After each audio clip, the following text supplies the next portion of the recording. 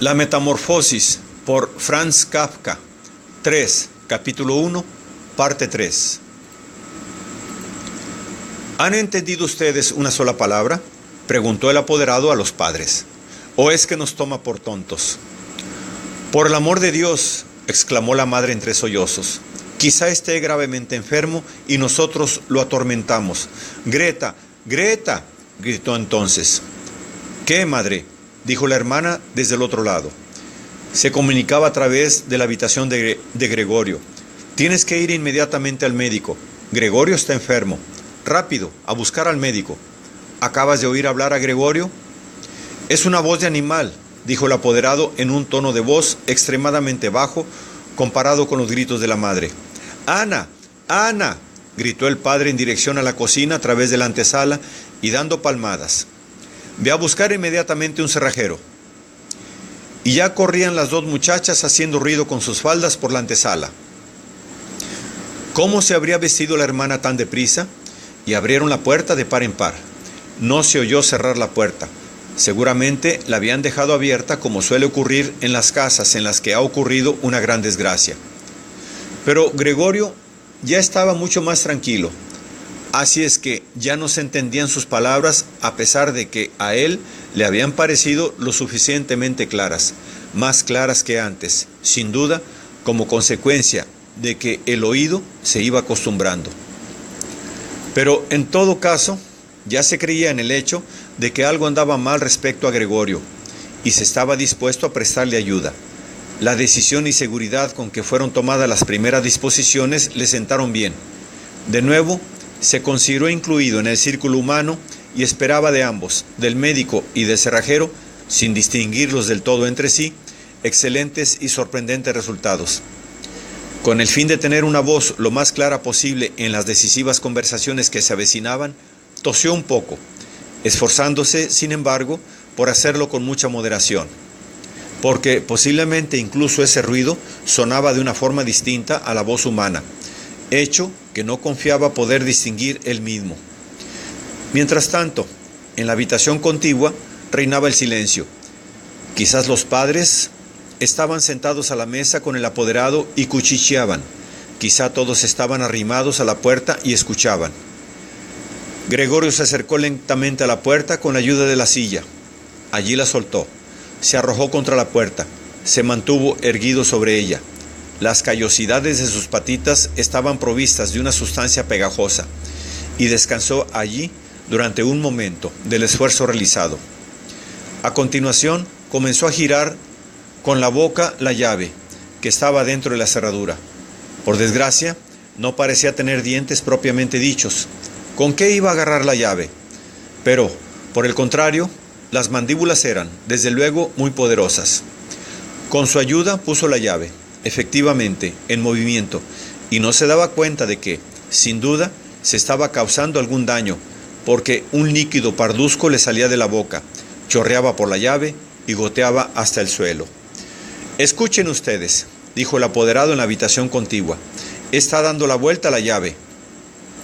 Esto significó un gran estímulo para Gregorio, pero todos debían haberle animado, incluso el padre y la madre. «Vamos, Gregorio», debían haber exclamado, «duro con ello, duro con la cerradura». Y ante la idea de que todos seguían con expectación sus esfuerzos, se aferró ciegamente a la llave con todas las fuerzas que fue capaz de reunir. A medida que avanzaba el giro de la llave, Gregorio se movía en torno a la cerradura. Ya solo se mantenía de pie con la boca y, según era necesario, se colgaba de la llave o la apretaba de nuevo hacia adentro con todo el peso de su cuerpo.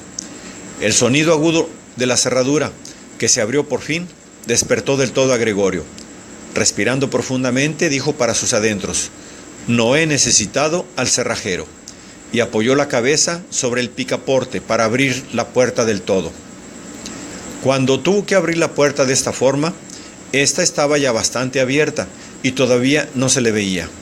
En primer lugar, tenía que darse lentamente la vuelta sobre sí mismo, alrededor de la hoja de la puerta, y ello con mucho cuidado si no quería caer torpemente de espaldas justo ante el umbral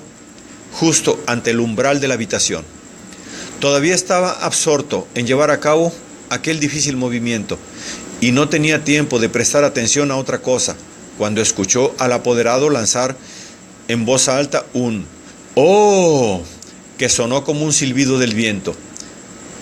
Y en ese momento vio también cómo aquel, que era el más cercano a la puerta, se tapaba con la mano la boca abierta y retrocedía lentamente como si le empujase una fuerza invisible que actuaba regularmente. La madre, a pesar de la presencia del apoderado, estaba allí con los cabellos desenredados y levantados hacia arriba. Miró en primer lugar al padre con las manos juntas, dio a continuación 2 pasos hacia Gregorio y con el rostro completamente oculto en su pecho, cayó al suelo en medio de sus faldas, que quedaron extendidas a su alrededor. El padre cerró el puño con expresión amenazadora, como si quisiera empujar de nuevo a Gregorio a su habitación. Miró inseguro a su alrededor por el cuarto de estar, después se tapó los ojos con las manos y lloró de tal forma que su robusto pecho se estremecía por el llanto. Gregorio no entró, pues, en la habitación, sino que se apoyó en la parte intermedia de la hoja de la puerta que permanecía cerrada, de modo que solo podía verse la mitad de su cuerpo y sobre él la cabeza, inclinada a un lado, con la cual miraba hacia los demás. Entretanto, el día había aclarado. Al otro lado de la calle se distinguía claramente una parte del edificio de enfrente, negruzco e interminable. Era un hospital, con sus ventanas regulares que rompían duramente la fachada. Todavía caía la lluvia, pero solo a grandes gotas que eran lanzadas hacia abajo aisladamente sobre la tierra. Las piezas de la vajilla del desayuno se extendían en gran cantidad sobre la mesa, porque para el padre el desayuno era la comida principal del día, que prolongaba durante horas con la lectura de diversos periódicos. Justamente en la pared de enfrente había una fotografía de Gregorio, de la época de su servicio militar, que le representaba con uniforme de teniente, y cómo, con la mano sobre la espada, sonriendo despreocupadamente, exigía respeto para su actitud y su uniforme.